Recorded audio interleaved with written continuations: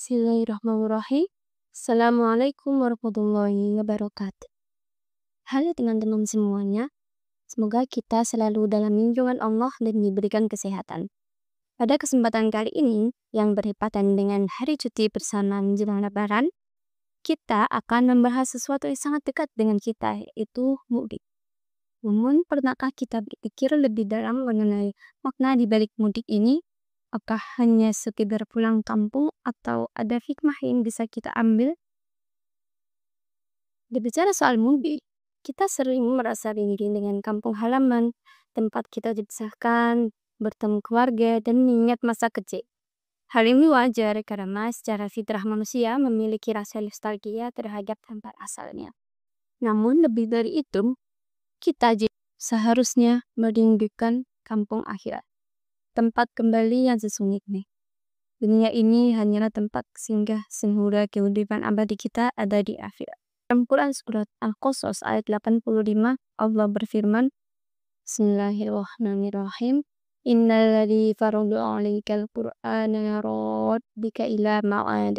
Qul rabbi a'lamu man jaa'a bihida wa man huwa fi dhalalin mubin.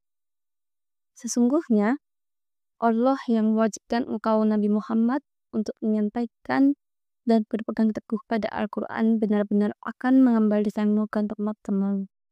Katakanlah Nabi Muhammad, Tuhanku paling mengetahui siapa yang membawa petunjuk dan siapa yang berada dari kisahkan ini.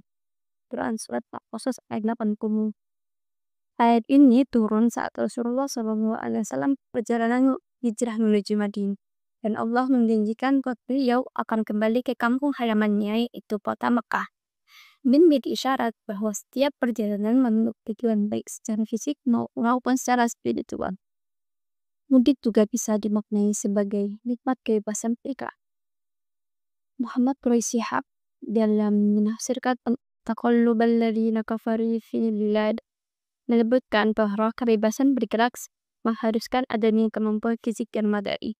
Dalam surah Ali Imran ayat 196 sampai 197 Allah mengingatkan, jangan sekali-kali kamu terpedaya oleh kebebasan orang-orang kafir bergerak di dalam negeri. Itu hanyalah kesenangan sementara. Kemudian tempat tinggal mereka ialah Jahannam, dan Jahannam itu adalah tempat yang seburuk.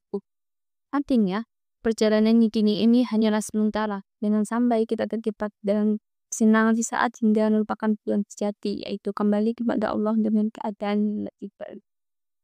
Contoh lain adalah kisah dari Nabi Musa alaihissalam. Setelah melarikan diri dari Mesir karena ancaman Fir'aun, Nabi Musa alaihissalam tinggal di Madian dan bertemu dengan istrinya, lalu berkeluarga di sana, membuat kehidupan baru di negeri Madian. Setelah menjadi kehidupan baru, Allah memindahkan Nabi Musa untuk kembali ke Mesir dengan misi yang besar, yaitu membebaskan Bani Israel dari kegelapan. Perjalanan ini bukan sekedar kembali ke kampung halaman kita, tapi juga untuk bentuk tanggung jawab dan perjuangan dalam menegakkan kebenaran.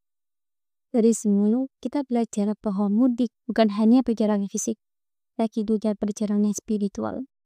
Saat kita pulang ke kampung halaman, apakah kita juga mempersiapkan diri untuk pulang ke tempat yang lebih abadi, yaitu akhirat? Jangan sampai mudik hanya menjadi ajang menghabiskan uang dan bersenang-senang, tapi jadikan momen ini sebagai sarana mempererat silaturahmi, memperbaiki hubungan, dan meningkatkan ketakwaan kepada Allah. Mudik sejatinya bukan hanya soal perjalanan menuju kampung halaman, tetapi juga pengingat bahwa kita semua sedang dalam perjalanan menuju akhirat. Dunia hanyalah persendahan dan kampung sejati kita adalah di sisi Allah. Oleh karena itu, mari jadikan setiap perjalanan sebagai bentuk persiapan untuk pulang ke hadapan Allah dengan bekal amal yang terbaik. Semoga Allah selalu memperbaiki kita baik di dunia maupun menuju akhirat. Amin ya rabbal alamin. Assalamualaikum warahmatullahi wabarakatuh.